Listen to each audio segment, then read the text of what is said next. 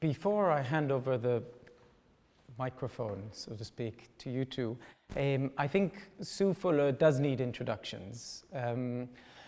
And some of you may have heard us repeating this introduction over the past few weeks since the show's opened, but I will say it again because I think it is primarily the reason why we're here.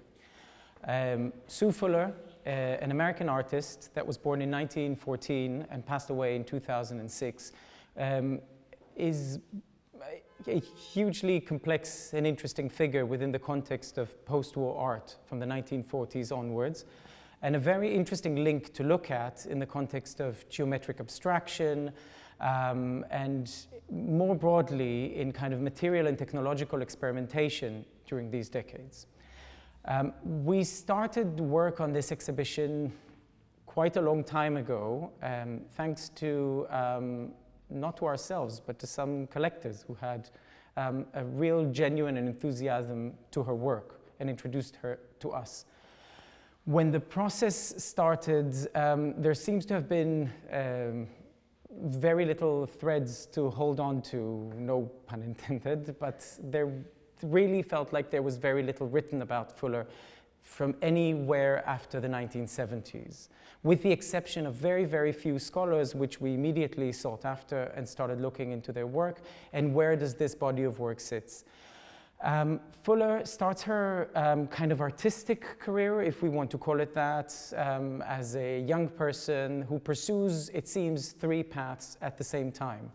One is really invested in the study of art, the other one in education, and the third in fields that have to do with technology, innovation, engineering. She studies very, very diligently at several universities, including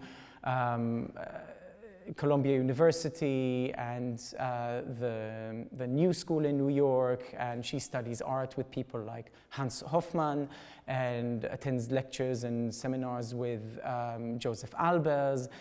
She seems to be, in the late 1930s and early 40s, kind of building herself a little vocabulary of her own that doesn't yet have a figurative expression or a formal expression that is to be seen here. But there's clearly a real interest in something that kind of follows these three paths.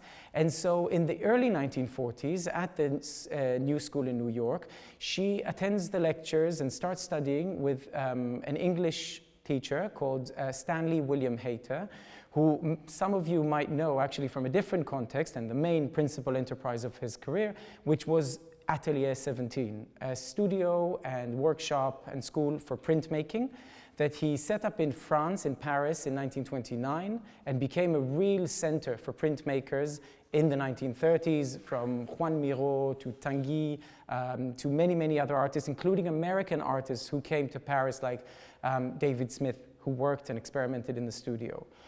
He moves the studio to New York during the war years, and Fuller finds herself involved in the studio and becoming an instructor there, partly because she finds that there is a really interesting overlap in the technique of printmaking, or very different kinds of printmaking, with her interests, with the idea of how to reproduce imagery, how to think through images, but also how to think about the connection between art and technology.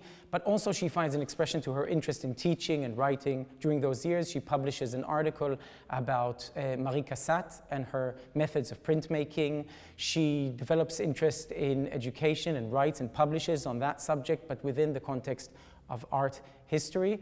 And then she starts making works, three of which we have here, a series that's called Cacophony, and is the only figurative, so to speak, series we have in the exhibition, which dates back to the mid-1940s to 1944. And these two soft ground etchings that you see here are actually based or made from that string composition over there, which was initially used as a kind of template from which you make the soft ground etching. But after the process of this work, which here you can also see later on has all kinds of embroideries and patterns included in it, she realizes what she's done there is far more interesting to her than what came out in those prints, and that there is something about the string construction that seems to have a very interesting place. and a place that seems to be quite unexplored. So she starts in the 1940s to make string compositions. In 1946, she starts work on her first string composition of the like you could see here and there. These works are still using with very kind of basic regular string you'd find in every home. The frames are self-made, manufactured, and she tries to think and explore different types of stitches and threadings. Most evidently, what we can see here is the way in which she discovers or sees or learns, and I think Conrad will tell us a bit more about this later, the very simple method in which you do curve stitching. Obviously, in none of the works in this exhibition around you are any curved strings. They're all straight lines. They only form these curved shapes by the method of stringing. But there is a very interesting tension that starts developing in her work during these years, because she's working on the one hand with extreme, firm, and rigorous method, and on the other hand with something that has great fragility and gentleness. You can see this in the way that she signs all throughout her career almost, on gauze with thread just at the bottom corner of some of the works, or how she meanders with a string on that work over there, or shaves pieces of wood. And in the late 1940s, her works begins to get a lot of attention. First of all, from several institutions who would like to show or acquire her work, including the MoMA, where her first work was shown in a museum. It's this work specifically that was exhibited in an exhibition of abstract painting and sculpture in America, but also the Met and the Whitney, which acquire works immediately thereafter. The only institution who quite soon after also gives some attention to her work is the Tate here in London, that exhibits in the 1960s already a show dedicated to the collection of MoMA and to kind of significant expressions of abstract art in post-war decades. They bring one of her works, a print, but they actually acquire another work, string composition. And with this attention, articles at Life magazine, actually we have some images. We can see this is the Atelier 17 in New York, where she was attending and became an instructor. If we move to the next slide, we can see that work we see in the corner in the exhibition at MoMA, Abstract Painting and Sculpture in America. If we move to the next one, we can see the cover image of her Life magazine article, in which we'll talk about this later. The question of scale comes into play. And do we have any more images from that time? We move forward. And we'll get maybe to this exactly now, that as her career progresses, she seems to be making real headway within the institutional context. She gets a very large Guggenheim Fellowship at the late 1940s, an Arts and Letters Fellowship, really several major awards. Some institutions are really supporting her practice, and she's exhibiting internationally a bit, but mostly in the States, and she starts traveling following the art and the technique that she's developing. And that's a really interesting aspect when you look at her work. Fuller travels to Japan, for example, to study calligraphy, to England to study glass blowing, or works with an English lace maker in New York for a long period of time, to work with all these peripheral techniques that never end up really becoming her practice, but can be seen in all of these works and all of the developments. She struggles with one thing. When she admits her work into museums, she realizes that it has issues with conservation, maintaining the tension, finding the right materials that she needs, and she immediately starts looking for advice outside of the art world. The techniques she's developing are not familiar or common to modern art practices and galleries, so she, for example, reaches out to fishing line companies to study how to find the right kind of polypropylene, the kind of thread that she's using, and to get the right luminosity and color that she's looking for. She goes to plastic commercial and professional fairs across the country to learn about materials and plastics. In the 1960s, she even ends up writing a patent for the way in which she embeds these string compositions, as you see on your left, into these lucite boxes. We might have, I don't know if we included an image of the patent, but she explains, yes, exactly how one embeds the compositions into a basin made of lucite and then tops and fills it up with the same lucite, and how the fact that the material is one any kind of trace of that process disappeared, and the works seem to be floating. I'll just say one more thing, not to take this into too long an introduction. Her work in the 1970s becomes widely recognized in America. The list of institutions that bought and display her work is quite overwhelming. And then at that point, she also is commissioned, if we go back one slide, for several public commissions in larger scale, something she's been looking forward to doing. So one of these is the Unitarian Church of All Souls in New York, where you can see the altarpiece really there. And the other one is the string composition, this giant string composition that still hovers. Both of them are still can be seen at the McNay Museum in San Antonio. And interestingly enough, today we sit here about 40 years later, and I bet most of us didn't know who Sue Fuller was until a week ago, a month ago, maybe a year ago, if we've been really, really diligent. So I'd like to start this conversation by asking you, Eleanor, about the nature of such projects.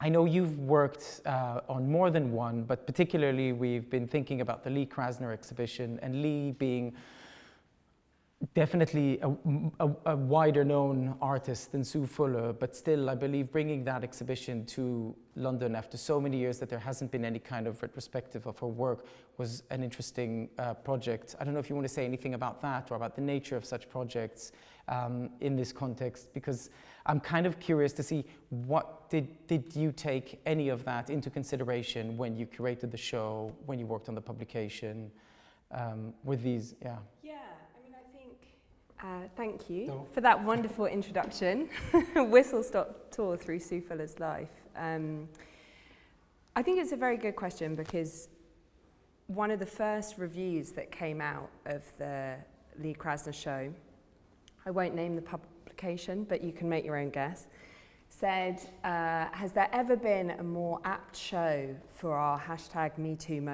movement than this Lee Krasner show? And I was like, do you know what Me Too is? Like, just because she's a woman and she hasn't had a show in a while doesn't necessarily mean this is a kind of #MeToo show. Like, somebody needs to inform some journalists about these different things.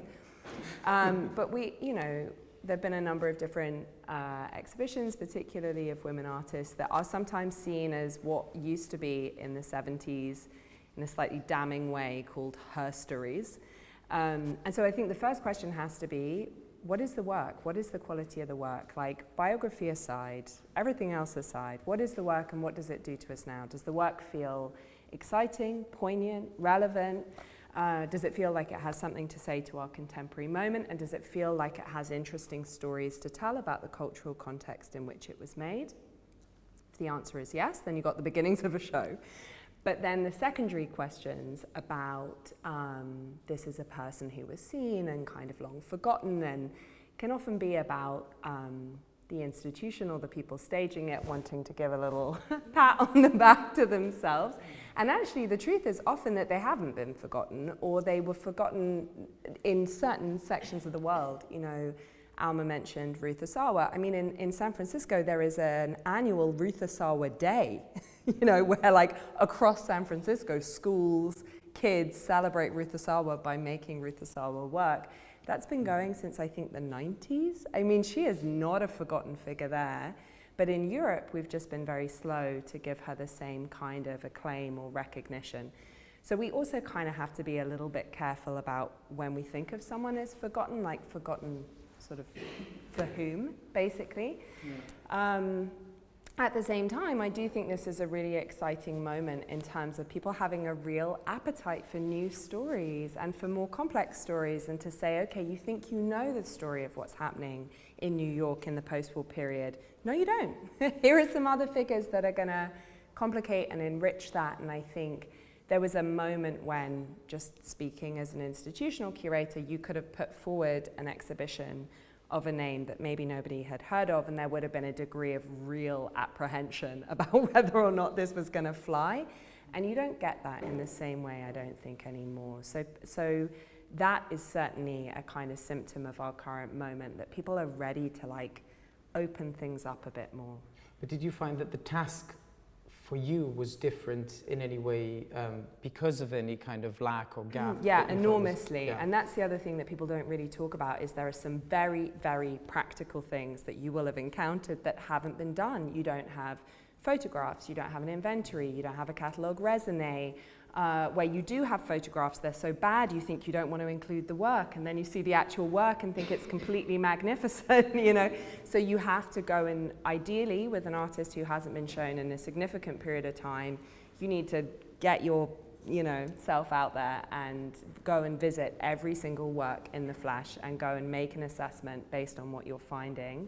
And you need to get into the archives and you need to dig out what were they saying, what's their correspondence, and try and think about how you're going to compensate for a kind of critical, like lacuna, basically. Yeah. I wonder because, so one of the problems we've encountered when we did this project was also a question, and that came across as a question we raised about her visibility, had to do with questions of display. Mm-hmm. How does one display her work? Fuller's later work that you can see behind you from the well, actually, some of it is early from the 1950s, like the work you see on the left-hand side. Some of it, like the one on the opposite side by the windows, is from the 70s. But these works were framed, although we can talk about that as well, but in a more conventional way. The loose sides posed a real problem. And when we started researching, we had to find prototypes that were built by Sue Fuller to see how these things were standing, why they were so problematic, and thinking about this. And one of the things we found her saying at in one of her many letters and writings is that it's very difficult for people to decide whether I'm a painter or a sculptor. I really don't know myself. And I think that problem presents itself sometimes for artists whose work isn't displayed in the most conventional and easy way for institutions or galleries. And I know, Conrad, that your work is certainly answering this category. And so I first of all wonder to say whether I'm curious to hear, how do you position your work or see your work in that, in whether you see yourself, for example, as a sculptor per se, and whether you give much consideration to these questions when you're making? You definitely consider it. I mean, I think that the umbrella term sculpture is for three-dimensional activities essentially. But I've never sculpted anything in my life. I don't erode and take things away from an object to form them. I construct things from components and build upwards. So it's a different process. But it's sort of, the term it's not important to be too dogmatic about the sort of the title or too kind of pedantic. I describe myself as a sculptor, even though it's not essentially what I do in its real meaning. I mean, I think similarly, she creates works by adding and adding. It's a sort of addition. It's a sort of a compounding process of adding more and more stuff. So in that sense, her work is more akin with a painterly approach, in that you're starting with a void, a frame, and you begin and you construct and you weave and you loop the wire, the plastic string around the thing, and it sort of begins to form over time. And so it's an additive process. But for you, do you find that the process often includes the question, how is this going to be presented, and where is this going to sit, and how to answer these? Totally. All of that stuff is sort of quintessential. I'm still got sort of huge anxiety around the plinth, and I still haven't solved it. I mean, it really is. No, but I mean, when something's too small to put on the floor, I still have like total, like cold sweats about like how can I show this work? I want this thing to be invisible, but I need it to be high, and but I don't know how to not make a plinth that becomes part of the artwork. And it's a sort of endless sort of thing that a lot of people wrestle with. And I'd be really attracted to sort of extend the artwork, to give it legs, or sort of make it more. I'm very jealous of artists who've sort of done that, but it doesn't fit with what I'm trying to do that. But that's the sort of detail and the realization of things and those fine tuning is really, really important. And all of these, and I think these are so beautifully kind of finished, and they look like they were made yesterday. They haven't aged at all, and they've been really well presented on these stands. I can see the stands are new, but it was really interesting you talking about how the different options for lighting them and the edges being sanded. And I have the same issue with some of my work, which I can show you later, that I have to be backlit for them to be enhanced, and all of that stuff is the minutiae of detail is quintessential, and when you spend a long time doing it, your whole life doing that, that's what hopefully you become a master in those very niche practice, because only you have spent decades considering all of these fine tunings and making mistakes, learning from mistakes, and finally getting it right, and getting it to be sort of near as perfect as you can. But that's what kind of dedicating your life to one thing is all about. Yeah, I was just going to say about, just to pick up on light, so we don't lose that, because the Life magazine piece that you saw earlier, I was kind of intrigued about. And for anyone who hasn't done this, the entire archive of Life magazine is online on Google Books, so just go and waste some months away because it's delightful. So I went and looked it up because I was like, I can, and it's easy, and it's from October 1949, and I was curious how, because I'd only seen the image extracted and then put as an illustration. And there's actually only about 2 lines of text underneath it, which also kind of says something, that what they're interested in maybe is the kind of image of this quite glamorous looking woman sat beside this kind of enormous sculpture. But the thing it says is, Miss Fuller likes to hang them in her studio under the skylight and watch the play of sunlight on the coloured strings. That's basically all it said, and I just thought it was kind of wonderful, and especially given we're here in the evening and so we're not getting the light through these windows, to think about the relationship of them to windows, and that the string might only be a conduit for the light that comes through them is kind of a nice element to think about in the sculpture. No, definitely, and I think it's interesting to read the thing that she wasn't allowed to show them the way she wanted to show them in a lot of the exhibitions in museums because of the conventions of the time. Yeah. She wanted them to be freestanding objects like these, but she was made by curators to put them against the wall. And being who she was, she didn't have the sort of power or the agency to be able to resist that, in a sort of man's world. Whereas Duchamp was allowed to put his glass thing in the middle of the room. But I think that was really interesting. That she was even though she was a very example of a very successful artist, she was still battling against a lot of sort of people telling her that they knew better. Very much so. And I think light, you're mentioning this, so really, I think. First of all, we haven't said this, but these platforms or these pedestals also include light bodies inside them, so these works can be illuminated from the bottom, and that was something that was kind of really fascinating to look at once we started getting them into the gallery. You'll see that some of the works have, afterwards you can have a look, the edges at first, when she created the lucite boxes, she would make them completely milky.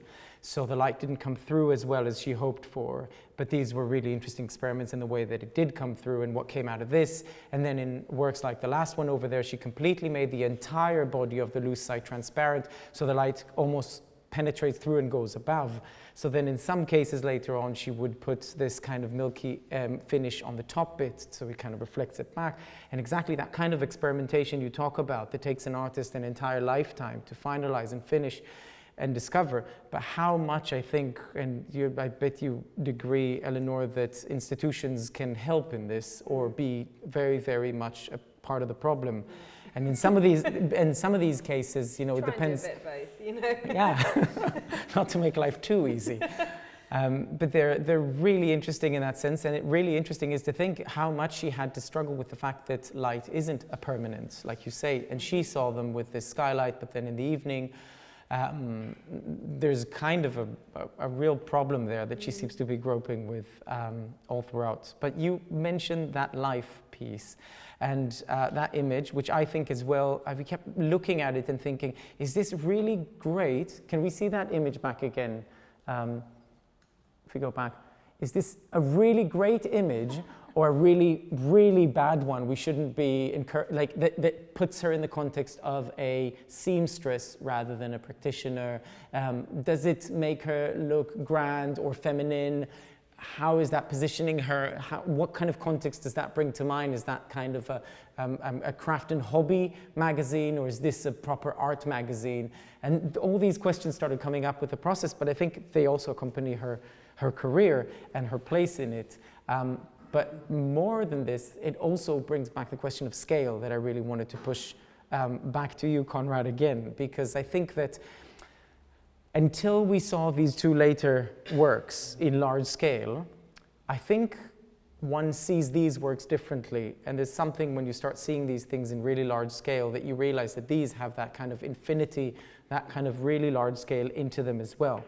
And I know that when we spoke in advance of this conversation, we talked about one particular project you've been developing for many years now that's called the nervous systems. And has to do with string and with rope making and these kinds of processes, but in much larger scale. I wonder if you wouldn't mind, I know you have some imagery to show some and to explain the project. Yeah, I can absolutely do that. I mean, I think one thing just before we do that, I suppose from a technical, because I'm an artist as well, it's often it's inevitable that you become quite technical about how things are realized. And I spent a sort of probably unhealthy or unusual amount of time in the maths department of the Science Museum when I was younger. And I would always go there for inspiration. But I suspect that Sue and people like Henry Moore and Barbara Hepworth are all very interested in topology and these Victorian, even predating Victorian models of this sort of stuff. And these works have in common, one of the key things that these are about is about, it's basically integration and differentiation within mathematics. It's about how you describe all circles and all curves can be described by a series of straight lines. And so this kind of, and that's why they're so resonant, is that you're seeing this paradox or this energy between there being a circle in the center, which is paradoxically created by straightness. And I remember being when I was at school, I remember my maths teacher when I was about 6 telling me there are no straight lines in nature. And I was very upset by this, but I'm quite glad that he was wrong. But it's just that. What's so sort of cathartic about these things and so energetic about them is this sort of paradox between, and the sort of essential paradox of a circle. Is a circle one single curve, or is it an infinite number of straight lines? And that still is a problem that dogs computer-generated stuff now. And still then, do you describe, and philosophically, do you describe it as an infinite number of straight lines or one single line? And the computer-generated software, we still grapple with this problem now when we're trying to create intense resolution on curves, objects, is that you have to define it, like with pixels, in a series of straight lines and chamfered and faces. But obviously, as you tend towards infinity, your computer crashes. So you get these points of singularity, which are sort of unprocessable. So these sorts of works are all about that sort of kind of conflict, or those kind of resonances that I think are really sort of, for me, very powerful within the work. Yeah. But yeah, I can definitely show you a rope machine if you want. The next presentation on. And there's a few rope machines. I've been building rope machines for 20 years, but that we can sort of kind of flip through some of them. It's a very different sort of use of string. Yeah, so this is a really early one made of oak called yarn, and it's a mechanical machine. You turn the handle and it slowly pulls this thread, and it moves clockwise and anti-clockwise, and turns these into this very kind of shoelace that comes out of it. If you next picture, and then this is a close up, and then the next one is if it's spinning. For me, rope was a really interesting metaphor. I liked it for its sort of metaphoric potential, because it's both a line and a cycle. And so sort of all the spools are like planets, and they sort of coalesce into this moment which could be seen as the present, and the rope is the past. And you've got this sort of, so it's a sort of failed model of time. If you go to the next one. So this was just over 2 streets away. Was shown on Entwistle Gallery in 2003, so pretty much 20 years ago. And this was a machine I just built in my bedroom. But again, this idea of experimentation and kind of trying to work things out. You mentioned the idea of research in terms of art, just researching stuff. And I think all art is searching. I think research is quite a broad term because some people occupy quite kind of rational ways of working through experimentation and creating kind of failed experiments and learning from those. Whereas some artists will drink a bottle of vodka and throw paint at the wall. It's a form of searching, but I'm not sure it's the same kind of empirical research. But Ruth obviously is quite an empirical artist in her practice, in terms of her research into, into materials, they're very repetitive, very rational, like Asawa. Takes a lot of a very disciplined, repetitive approach, but probably very meditative and very therapeutic. So this is a machine. So I made this without an engineer. I did all the welding, all the carpentry, all the design. It's made of anorak cord. So I was not unlike Sue. I was not going to plastic industries. I was sort of looking at textile industries in Dalston and trying to find the right string and the right one I could colour and get these bobbins of them all. You can jump forward now a few. You could go, and then this is a machine that unravels itself as fast as it ravels, which is an impossible task. But it was built as an impossible sort of idea. So if you do turn the handle, it sort of crushes itself. And then if we zoom forward a few now, we go to. So this is where they've ended up. They're now suspended, and this is a machine. If you press play on this, it should play. So this is a machine that I've been making this for 12 years now. And it's going to a museum in Tasmania. It's 12 meters across and weighs 5 tons. And it never repeats, so all the arms are different lengths, all the strings are different thicknesses, and all the gearing is aperiodic. So once it starts, it will never come back to the same point. And it'll make it's called the nervous system's umbilical. And it'll make this umbilical cord out of wool. And every year you replace the spools, and it'll be there it's designed to run for 50 years continuously. So the engineering in it has been kind of completely nuts in terms of like a sort of design kind of challenge. Why do you title them nervous systems? The first one was called that.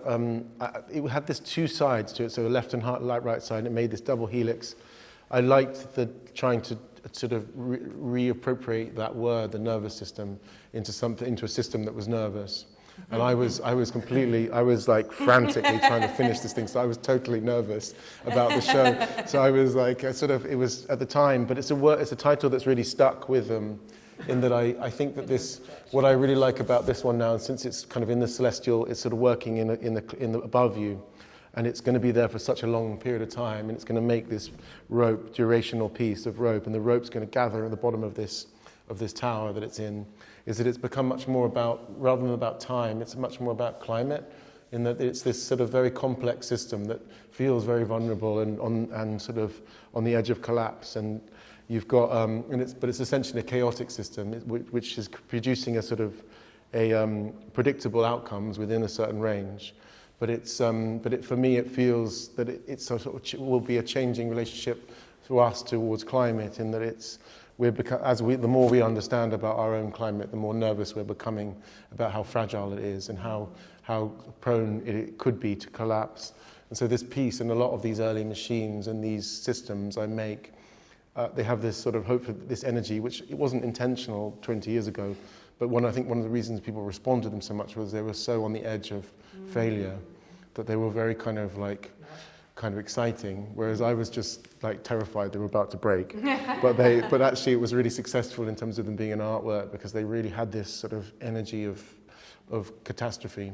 So this one hopefully won't fall down, and hopefully it still has some of that energy to it, and it's definitely irrational and kind of quite batshit crazy to have spent 10 years making it. But hopefully it will still have some of that sort of energy. So can I ask you, first of all, to what extent the production of this takes place in the studio? Is it entirely in the studio? We've built most of it in the studio. We didn't make the string, but we've done all the spools, if you go to the next slide, that's it in the space in Mona. This will be in the space that they're building for it. And then if you go to the next slide, these are sort of string, the next slide. And that's the sort of a profile of it. And then if you go to the next slide, this is looking, if you press play on this will show the movement of how they never collide with each other, but once they start, they never come back to the same point. So it's this kind of irrational thing. And then the next one, you should see some production in the studio. So these are all the components, these are all the strings. The strings are all of very specific thickness. They have to have a particular breaking strain, they have to have a particular weight, they have to, they have to be fireproof. There's all these sort of similar things that she's having to deal with. Those are all the axles which they spin, and so it's been like this nuts sort of project that we're, and the strange thing about it is that makes it even more unusual is that the place it's going is 5 years late, and we're going to finish this machine, and I really want to show it, not in 5 years' time, because I've been working on it for 2 years. So it's kind of this huge orphan that we're finishing in a couple of months. But I'm trying to find a sort of huge venue to show it in Europe, but I haven't, but I'm sort of, that's the sort of next challenge, because I don't want to send it in crates to Tasmania for 6 years. Yeah. You're talking about, there's so many things that come up from what you're saying, but one of them being you're talking about a project that's intended to an infinity in a way, that is intended to never stop and never come back to the same position. Yeah. So first of all, I have to make a comment about this in the context of the show here, because one of the things we haven't mentioned is that part of the reason or part of the motivation that Fuller finds herself making these works in Lucite is because as these works make their way to museums, the questions of conservation comes into play. And the question of the fact that, as you can see afterwards, some of the string in this early work, for example, had very soon after its making kind of tore and fell apart to the bottom, while any of the later works you see here has been preserved much better, because that was part of the motivation. It was a very practical motivation to think about display, to think also about conservation. The fishing lines are sturdy, they gave the right luminosity, but also, as you said earlier, they look brand new. You look at them 60 years later and they still seem so shiny and illuminating. But I wonder in that case, these have been frozen into something very solid. What are the considerations one does when you try to make an artwork that's not only meant to survive a really long time, but also to kind of operate and think about consumption, about electricity, about parts? Is that something you're dealing with, or is that something that will come along in 20 years if it's still... No, I mean, it's totally, obviously it's a huge, I've been doing this sort of now for 20 years, so there's obviously there's an increasing part of my practice which is to dealing with a lot of these sort of mechanical systems and the historic works and storage and maintenance and all that stuff is it becomes an increasing issue while you're still alive, because you're having to deal with it all. It's easier when you've kicked the bucket. But also now, I mean, we've been trying to change the way we work for a number of years, but obviously with the price of everything now, it's having a huge and hopefully an acceleratory effect on the way we all artists work, because it's really the recent crisis has really forced our hand more than anyone was expecting.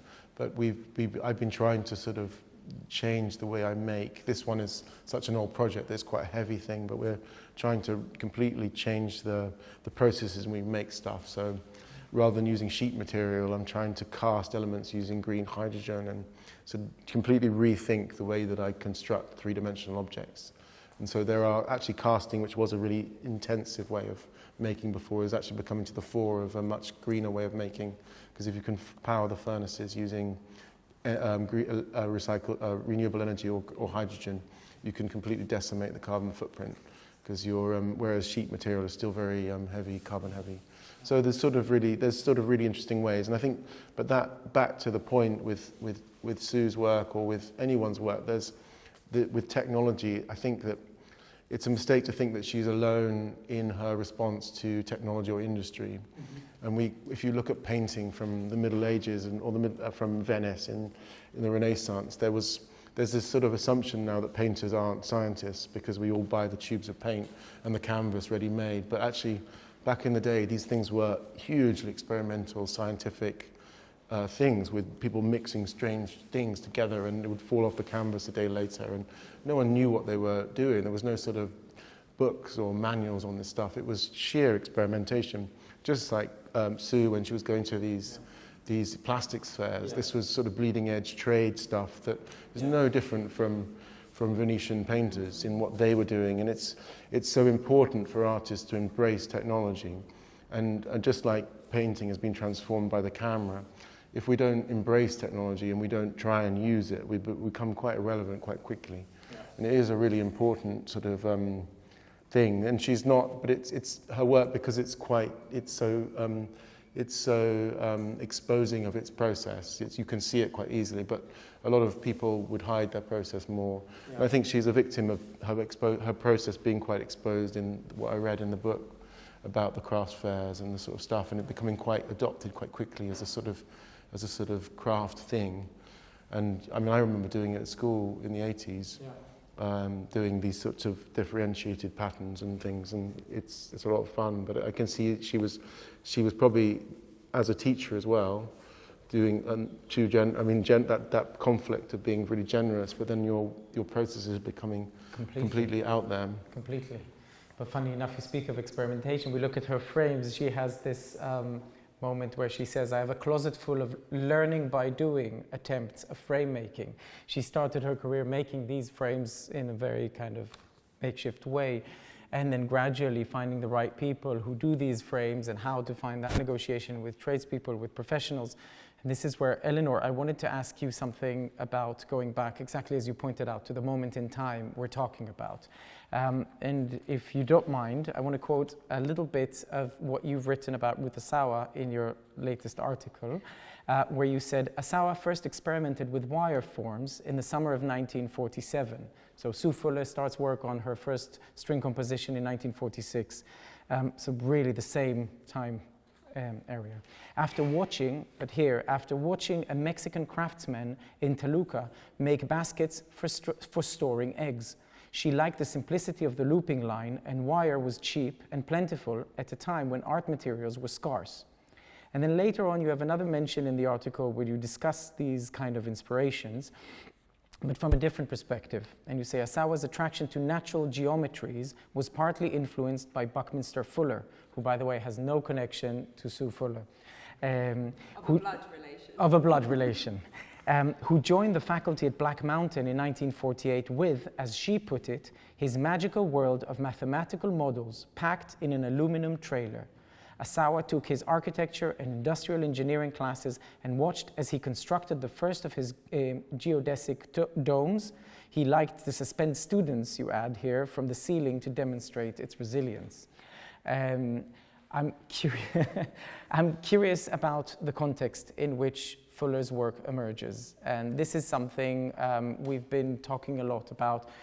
Post-war years, a lot of the artists actually turn to scrap material. Yeah. Louise Nevelson goes to the rubbish to make her sculptures. Niki de Sanfal collects whatever she can. Robert Rauschenberg travels to Italy, starts making his fetish boxes from secondhand garbage. But there's a different turn here, and maybe possibly with Asawa as well, to materials that are a lot more thought through, or yeah. Yeah, I think it is a real moment. I mean, firstly, I'm shocked because I write for the LLB on the basis that no one reads it. That's the whole idea, right? You know, it's like Jesus. Yeah, it is a real moment in time. And actually, when you were speaking, Conrad, just now about material experimentation, the person who came to mind is Dubuffet, who I spent, 3 odd complex years battling with, and a lot of going through his correspondence was going through letters he was sending to paint companies being like, okay, so listen up, I've tried out this one and it hasn't worked, or rather it has worked and I needed it not to work and to fail in this precise way, so I need you to shift the ingredients, really having that kind of detail back and forth about kind of chemical formulae. But I think in the US, it's easy, well, and indeed in Europe at that time, it's easy for us to forget just like the degree of material scarcity that was there. You see artists talking about, I think Motherwell buys Frankenthaler like a stretch of linen as their wedding present. It's like those materials are not that easy to come by. And one of the things I was thinking about with the string was about this idea of abstraction, but that you are literally abstracting a painting. If you take the paint off, you have the canvas. If you take the canvas apart, you have the string. You're really going back to the bare materials here. So I think people do in that kind of moment, and there are sort of funny parallels to our own time now in terms of both from a climate perspective, needing to be very conscious about material usage, and also in terms of kind of rocketing prices for materials. Sort of needing to start to look at what's already here and saying, maybe I can work with this, you know, maybe these egg cartons are interesting. And of course, that was a great legacy of the Bauhaus as well, was to be saying, how can we work with these very humble materials with paper and scissors and cartons, and how can we transform these into something that is magical and extraordinary and able to relate to our kind of current moment? Because of course, these works, especially these three at the back and these kind of earlier pieces, they are all kind of quite traditional easel dimensions, so they feel kind of true to the period in that regard. But there's the sense of like, how can you subscribe to a kind of Beaux-Arts, belle peinture tradition in the wake of the atrocity of the Second World War? Like, surely we need to do this from a material perspective, but we need to do it from a philosophical perspective as well, about a kind of ground zero. And yet it seems like geometric abstraction is in an inferior position during this period. And maybe still today that there is a kind of sense where abstract expressionism is the right way to do it, and the New York school is kind of maybe possibly pushing away a bit these kinds of methods of making that always need to struggle for what it is that they're doing, you know, politically, where are they positioned. I was thinking about this also because it seems to go back with Fuller's work again and again, first with abstract expressionism, but then later on when her career finally kind of establishes itself in the 70s and the late 60s, and then it seems all the more wrong towards, or in the eyes of second wave feminism, where you should definitely go back to doing quilting or threading, but it should say something in the title, or it should have some symbol in it, or it should take the place of a home in the gallery.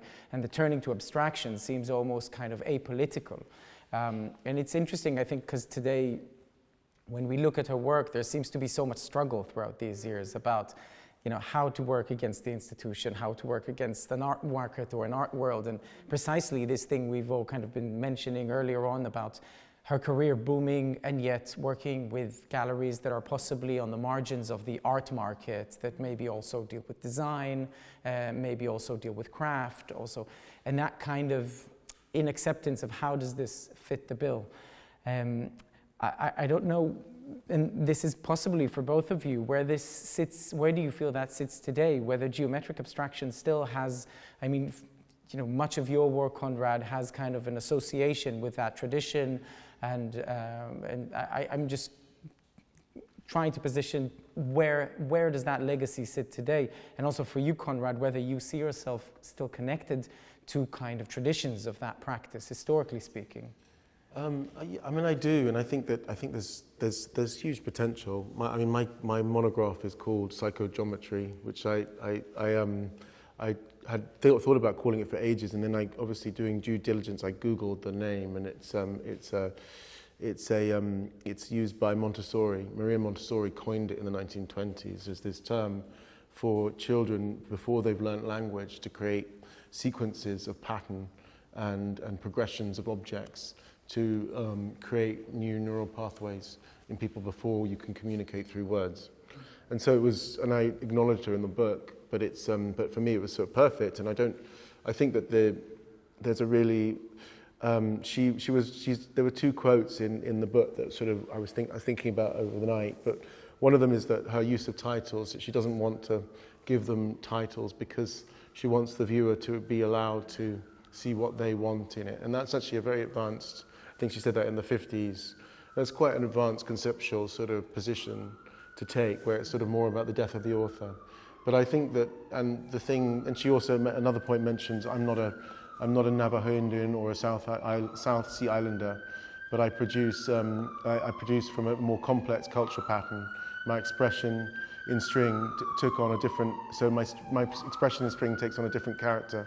I mean, that in a way is a bit less progressive, but the point, I think that what's I think is important about geometric abstraction is that whoever stands in front of these kinds of mathematical objects, or any paint, any artwork for that matter, depending on their education, their race, their gender, their love, their trauma, their experiences, that we'll see something different in that work.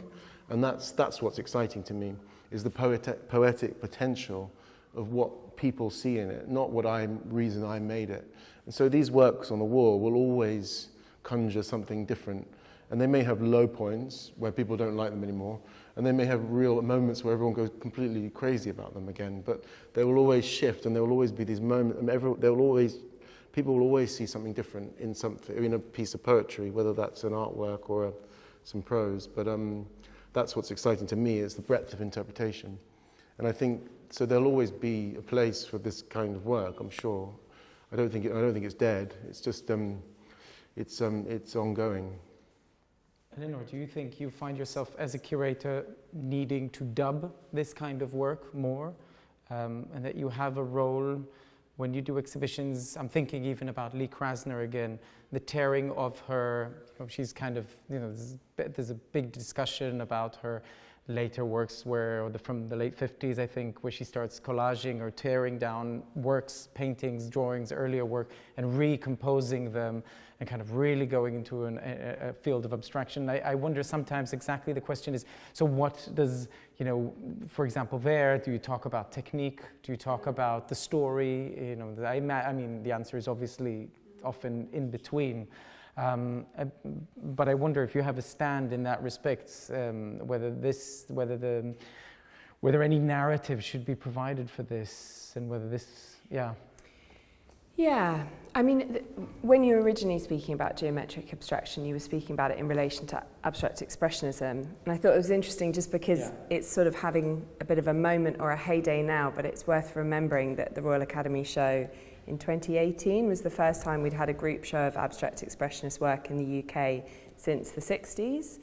So, it's like, and in the same way that Lee Krasner's show, the last one had been Brian Robertson had done at the Whitechapel, but that too has needed to have a kind of moment to be resuscitated. And I think one of the things from my perspective which has really helped with that is cultural history, is the idea that kind of a Greenbergian school of art history was of criticism was so terrified of allowing, I'm going to borrow your phrase, of like love and trauma, like it was so terrified of allowing like an artist's world to bleed into the picture plane, or to be allowed anywhere kind of near the work. And actually for me, I think the absolute opposite is true. When you start to allow to build out that world, which might be their love and trauma, but it also might be Alex Taylor in the essay for your book, and the book is fantastic, by the way, if you are interested in the show. But Alex opens with this story of her going to this plastics convention